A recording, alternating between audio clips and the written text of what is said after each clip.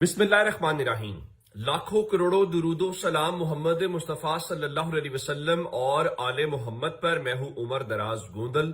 एक तो YouTube channel subscribe कर लीजिए, दूसरा बेल आइकन के ऊपर क्लिक कर लीजिए ताकि हमारी आइंदा आने वाली वीडियोस आप तक टाइमली और तसलसल के साथ पहुंचते रहे। आज 8 फरवरी का दिन है और 8 फरवरी 2024 को, आज से 2 साल पहले जो हुआ, मैं उन एनी शाहिदीन में से एक हूं जिन्होंने ग्राउंड पे कवर किया,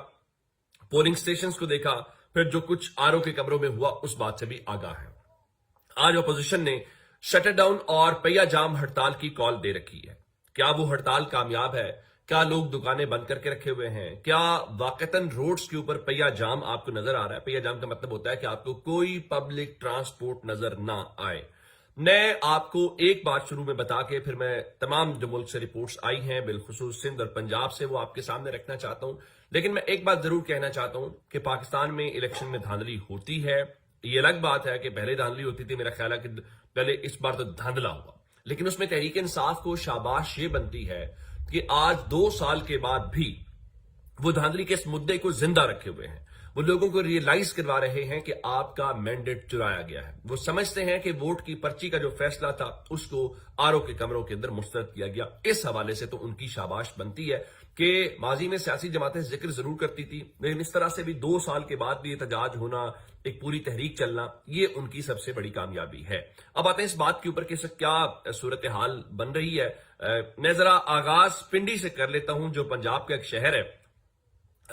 ये एहतजाज या हड़ताल कितनी कामयाब है या कितनी नाकाम है, इस चीज का अंदाजा खुद लगा लीजिए कि रावलपिंडी में लतीफ शाह बता रहे थे कि दुकानें बंद हैं और जो जिलाई इंतजामिया है उसने खुद से मेट्रो बस सर्विस और ग्रीन बस को भी बंद करवा दिया है। अभी उसकी एक वजह तो ये होगी कि उन्हें खदशा होगा कि गड़बड़ ना हो जाए, पहली बात। दूसरी होगी कि उन्होंने कहा लोग ही नहीं आ रहे, ये भी वजह है। अच्छा, उनको भी छोड़ देते हैं, हम जरा दारुल हुकूमत की तरफ चलते हैं। रियाजुल हक साहब बड़े सीनियर जर्नलिस्ट हैं, अच्छे जर्नलिस्ट हैं। उन्होंने कहा 26 नंबर चूंकि मोटरवे जाने और उस तरफ से आने वाली ट्रैफिक दिन 11 बजे की ट्रैफिक मामूल से कम बहाव, यानी उनका बताना है कि वहां पर भी उस तरह से बहाव रोड्स के ऊपर नजर नहीं आ रहा। चलें आगे चलते हैं, सियालकोट आपको लेके चलते हैं। सियालकोट के अंदर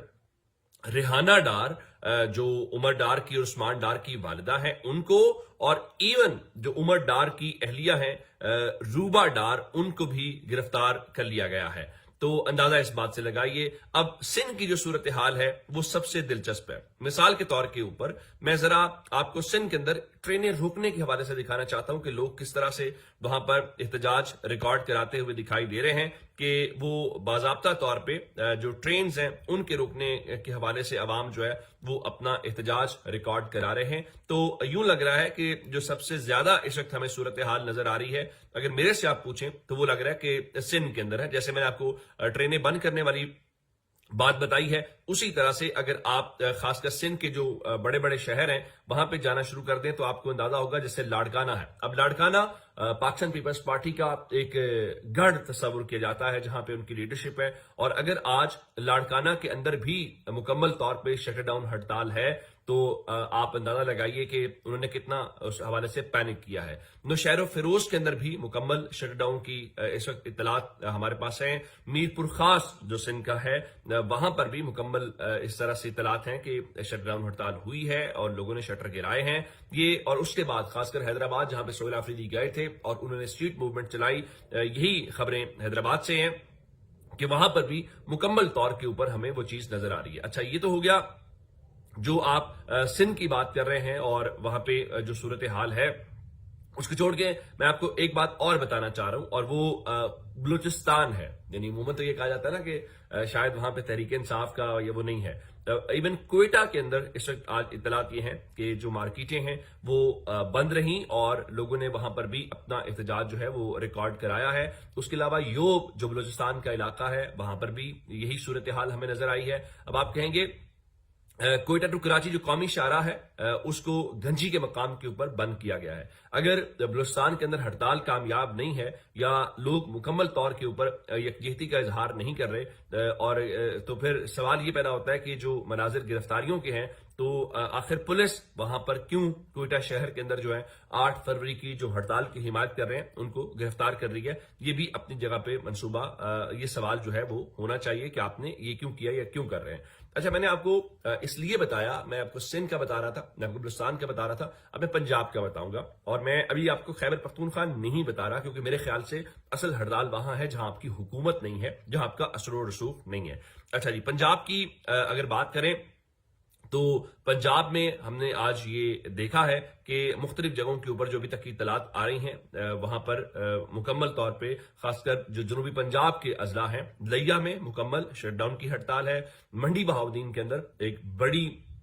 وہاں پہ ہم نے صورتحال دیکھی ہے کہ مکمل شٹ ڈاؤن ہڑتال ہے، اور یہ وہ جگہ ہیں جس طرح میں منڈی بہاؤدین کی بات کر رہا ہوں، لیا کی بات کر رہا ہوں، ضلع بہاولپور کے اندر ہڑتال کی خبر ہے، اور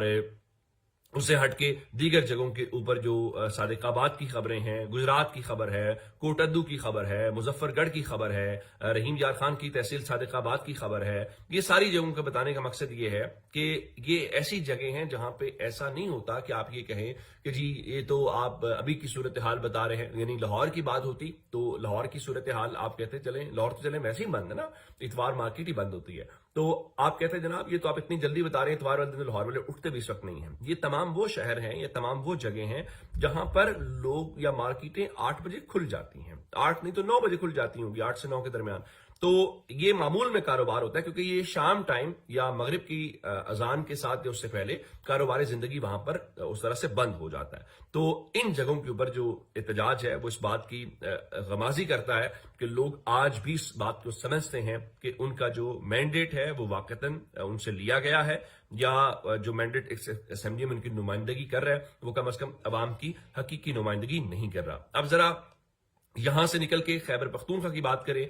باجوڑ کے جو بازار ہیں وہاں کے ویژولز میں نے دیکھے ہیں، پشاور ریتی بازار جو ہے وہ مکمل طور پہ بند ہے،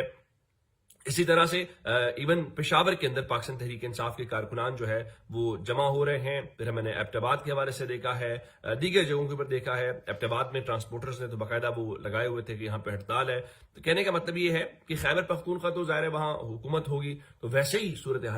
اور طرح سے ہوگی، لیکن اس طرح سے شٹ ڈاؤن ہونا،